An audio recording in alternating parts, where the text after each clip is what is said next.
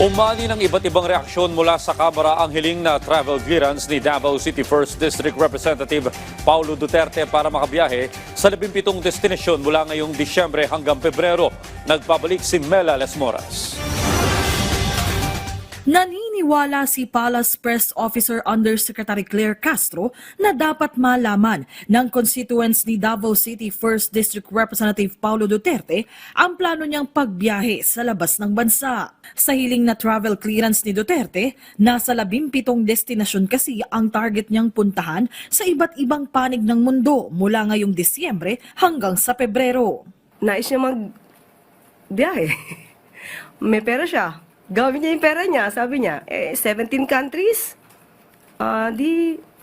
nasa kanya po yun.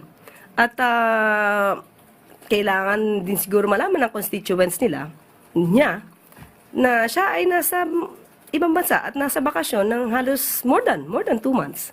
So wala tayong masasabi kung yan ang nais niya. Sa panig naman ng Kamara, kinwestiyon din ni House Deputy Minority Leader Antonio Tino ang tila world tour umano ni Duterte. Well, ano ba siya?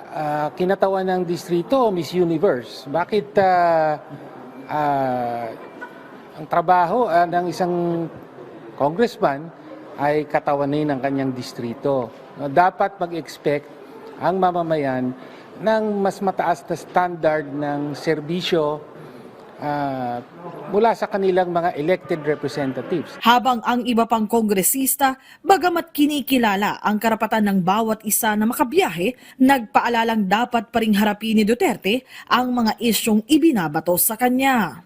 Una, malaya naman siyang mag-request ng travel clearance sa House of Representatives, pero very important po na he should be able to make himself available pagka nagkaroon na po ng proceedings on syempre Davao City infrastructure project. You don't necessarily get this request from any of the members. Normally, pag mga bakasyon kasi, ilang weeks lang. But this is a trip which is, to me, it's not ordinary, no? 17 countries in 2 months. At the time when the public demands that all public officials have to be present, especially we're talking about the ongoing investigation. Mela Lesmoras para sa Pambansang TV sa Bagong Pilipinas.